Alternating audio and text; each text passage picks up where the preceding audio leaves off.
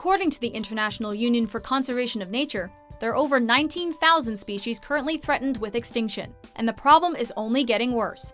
Welcome to MsMojo, and today we'll be counting down our picks for the top 10 ways to help endangered species. There's nothing wrong with enjoying the fruits of nature. You should try it sometime. Alrighty then.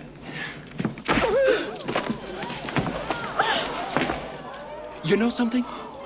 You're right. For this list, we've looked at the best ways to protect endangered animals and to preserve their existence. It's a long process. Number 10. Increase our knowledge. Let's begin with the basics, as a little knowledge can go a long way. This is a rare opportunity to study an endangered species. The IUCN's Red List shows an upward trend in the number of endangered animals since it was first released on the World Wide Web in the year 2000. 1 in 4 mammals, 1 in 8 birds, 1/3 of all amphibians, and around 70% of the world's plant life are reportedly under significant threat of extinction. And while statistics differ depending on the source, the numbers routinely make for harsher reading every year. By taking an interest in the problem, you begin to help solve it. And you don't have to tackle the whole world's issues either. Check out local initiatives to make a difference closer to home. Get out of the way, kid! If you want to bury those owls, you gotta bury me too. Number 9. Reduce the threat of invasive species. An invasive species is any non-native plant or animal entering into an environment and unbalancing it in some way. Fish are behaving in a way that we're not used to. They're doing things to the ecosystem that we're not completely sure what kind of effect there's going to be yet. The problem, which is commonly caused by mistakes in international trade and transport, sees foreign species disrupt settled ecosystems either as an unwanted predator, by spreading disease, or by simply outnumbering other species over time. You've heard of the pine beetle problem? Those pine beetles used to be killed by the cold winters, but there are fewer days of frost, and so the pine trees are being devastated. Intentional actions can also cause an invasion, such as in 1930s Australia when cane toads were introduced to control the cane beetle, only to see the toads overrun the country itself. We got a total of 34 females out of the system versus 26 males, which means, it's less eggs, particularly for the fully matured toads. The problem naturally becomes increasingly difficult to manage, but by tightening transport procedures and safety measures, some invasions can be avoided. You make it sound like we're under attack everywhere. We are under attack everywhere. Number 8. Raise awareness.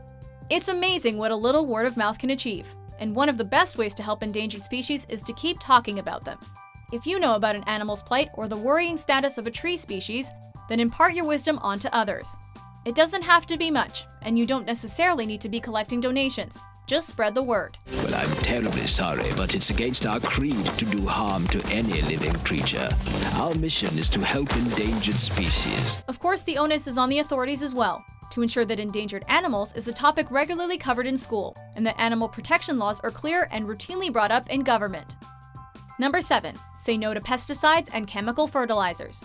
We have some scientific evidence now showing that there is a clear relationship between insecticides and bee losses. The temptation to use herbicides and pesticides in the agricultural industry is huge, to the point where many growers see it as a necessity. A key issue for him will be how to maximize his yield and minimize his losses to pests. While herbicides ensure that no unwanted vegetation grows on or near a crop, pesticides ensure that unwanted critters aren't eating it. The use of chemicals on farmland is subject to a wide range of laws all around the world, and some substances are deemed less harmful than others. Those that were exposed to both pesticides consistently performed the most poorly in all of our measures. But their toxins pose an everyday risk to ecosystems, and sometimes to us as consumers. Nearly all the teas we test have pesticide residue, half of them with amounts exceeding maximum levels set in Canada. Where possible, try to eat organically farmed produce. It may cost a little extra and sometimes look a little strange, but it's way better for the environment. Number 6. Recycle. We gotta learn to reduce, reuse, recycle. Reduce, reuse, recycle. Louder. According to Endangered Species International, we use around 260 million tons of plastic annually. Plastic accounts for around 60 to 80% of marine debris, and some plastics remain in the environment for hundreds of years. Animals injure themselves on our trash every day, or unknowingly ingest it, and floating plastics can even be linked to the spread of invasive species mentioned earlier. At the very least, don't litter. Hey, schmuckface. You want to tell me what you're doing? Littering on my street? but recycling is one of the simplest things you can do to help the environment. But almost anything can be recycled that can be broken down into a single material. If more people recycled, fewer products would be needed, less energy would be used making those products, less space and fuel would be required, and fewer animals would be displaced. It's a chain reaction, and you can play your part by reusing and recycling. You see, humans and animals can live in harmony. Number 5. Build a wildlife garden. And even making your own mulch and greening up your decking, which basically means planting plants across areas where there isn't planting. This one is achievable on a large or small scale. In an ideal world, we'd all like to plant swaths of new trees, which would be great, but not always possible. However, what is possible for anyone with a little spare space is a wildlife garden. The UK Wildlife Trust estimates that there are 16 million gardens in Great Britain. If every one of those provided a service to the natural world, think how beneficial it could be. Replace stark fences with lush hedges, build a pond to attract insects, provide higher ledges to attract birds, and hold back on the weed killer. Then sit back and watch nature thrive outside your window. Creating little mini habitats around your garden and enriching it with flowers for bees and butterflies and burying plants and shrubs for birds. Number 4. Volunteer at a wildlife agency. RSPCA. For all creatures, great and small. There are plenty of admirable projects going on all over the world that need your services, but you don't always need to be on far-flung front lines saving orangutans in Borneo to make a difference. Wildlife agencies and initiatives require help and support at all stages. The UK's Royal Society for the Prevention of Cruelty to Animals, or RSPCA, relies on volunteer administrators, drivers, photographers, and public speakers, just as much as those who help directly with animal care. It's also the oldest and largest organization of its kind.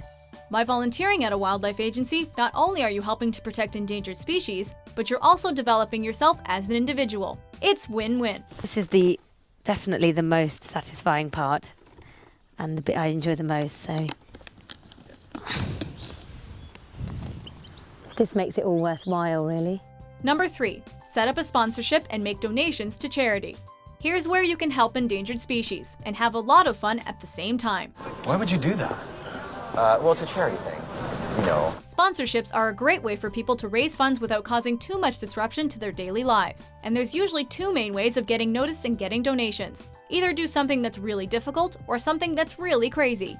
Run a marathon, or wear your clothes backwards for a week. Your shirt's inside out. What? Your shirt, it's inside out. Climb a mountain, or cut off all your hair. But be sure to keep the focus on the cause. We're gonna have to raise money fast. I'll drum up small-scale stunt work at birthday parties. We're talking escape tricks, fire breathing, anything to please the rugrat. It's not about you, it's about rebuilding animals' lives and restoring habitats across the world. Number 2. Stop purchasing products made from endangered animals. To figure out how we got here, we have to turn back the clock to the 1970s and 80s, when the demand for ivory first skyrocketed. This may seem a little obvious, but illegal trade is an ongoing international problem. Basically, for wildlife criminals, the tiger is worth more dead than alive, broken down into all its body parts, packaged, shipped and sold into different component commodities. And sometimes the legislation gets confusing between one nation and another. The World Wildlife Fund has a buyer beware guide, on which it implores tourists not to buy ivory, either raw or carved, any tiger, rhino, or sea turtle product, or any live monkey or ape, among other things. The list also advises against purchasing crocodile or snakeskin products, live birds, wild feathers, and orchids. Common sense rules to a certain degree though. If it looks as though a plant or animal may have been needlessly killed to make it, then don't buy it. Before we unveil our top pick, here are a few honorable mentions. Brian, look out!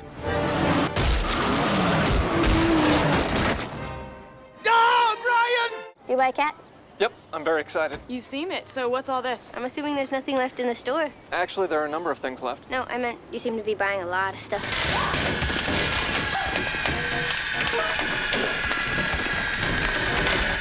Number 1. Enjoy a low-impact diet.